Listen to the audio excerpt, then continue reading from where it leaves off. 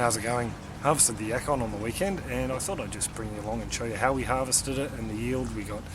Also too, depending on where you're from, you pronounce it differently. Yacon, I've heard, Yacon, so yeah, I'm using Yacon pretty much. It's a plant that grows in South America, around Colombia, all the way down through to northern Argentina. It's a member of the sunflower family actually.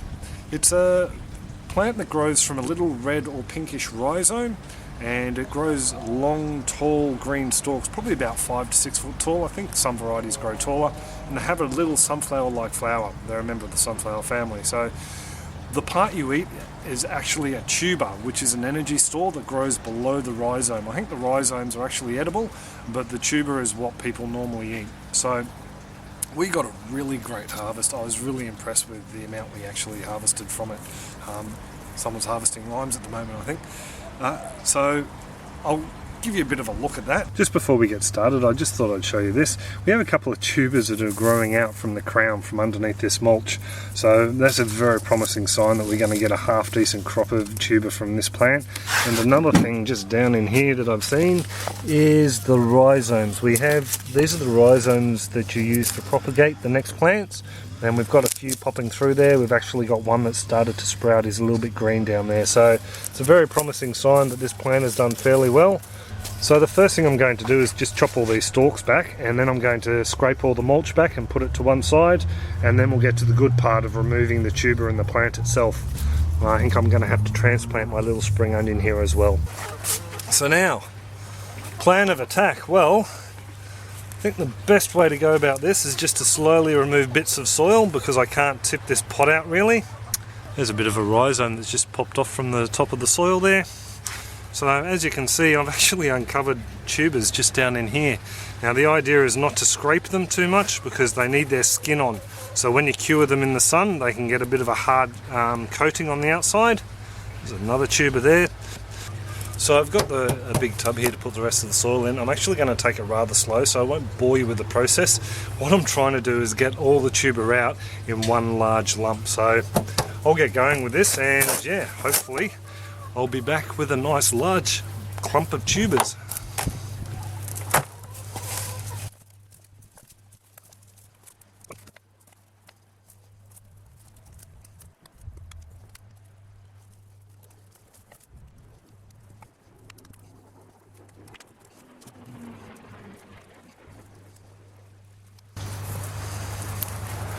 So I'm breaking off a lot of these small tubers because I really don't want to stick a fork down here and spear any of the tubers down deeper. So I'm feeling quite a few down here.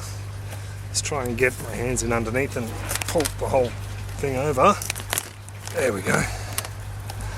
So, whee! Some more coming out. Oh, crikey! Just some massive small tubers in here.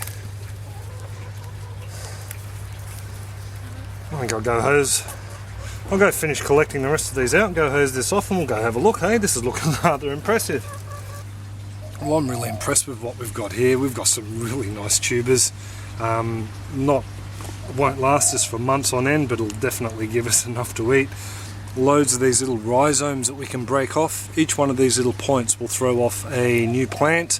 So I'm most happy with that. Sits like that in the soil, and these little points will send off a new plant. There's already one on here on this main large crown down here that's got some greenage on it, so it looks like he was ready to sprout. Where is he? Just down in here. So this is the crown itself. When you propagate these guys, you propagate from these red rhizomes. The bulbs or the tubers underneath, they're actually food storage for the plant and what we eat. So you can't actually grow from these little guys here.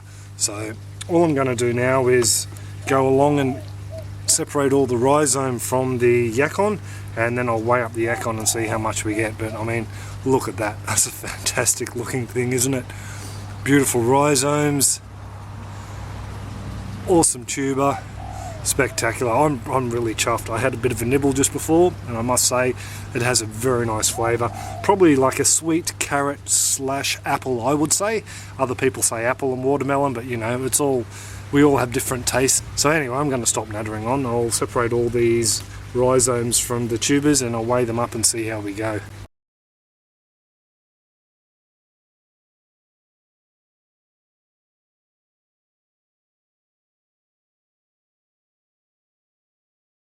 So the yield was quite good. I was rather surprised about that. 4 kilos from one little plant, that was pretty impressive.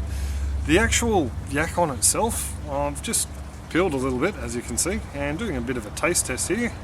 I think it tastes like a cross between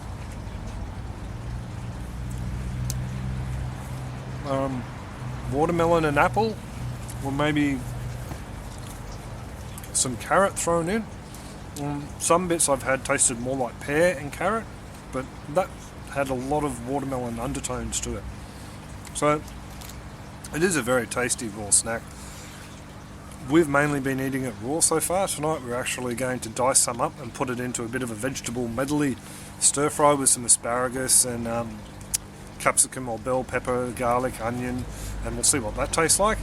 Other people have recommended dehydrating it. Apparently it turns into not quite a crisp chip, like a potato crisp or potato chip, more like a very, very dry apricot. So we're going to give that a whirl and see what they taste like dehydrated.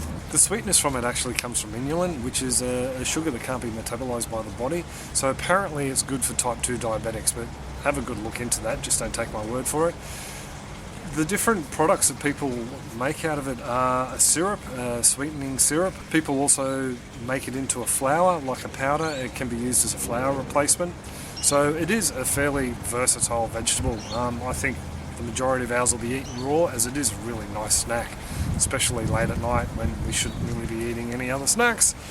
So this is definitely something we're going to be growing again. I've pretty much all set aside 2 IBCs out the front that I'll be growing just a Yacon in, so they'll be the main crop and we'll grow other little crops around them, but we've just been so impressed by this that it is something we're going to grow a lot more of. I also planted out a couple of little rhizomes the other day as well. I just put them into some pots of soil that had some cocoa peat or coconut fibre mixed through them as well, and I've put them around the northern side of the house where it gets a little bit more sun during winter, and hopefully those guys should overwinter all right there. I've also got some that I've done the same with, and they're just sitting under the house just to see if the coolness will keep them a little bit better, so I'm just experimenting with them.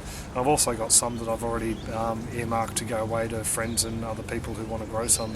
So if you do have any comments, questions, suggestions, just drop them in the comment section below and I'll get back to you. Other than that, have a great one and try some Yacon.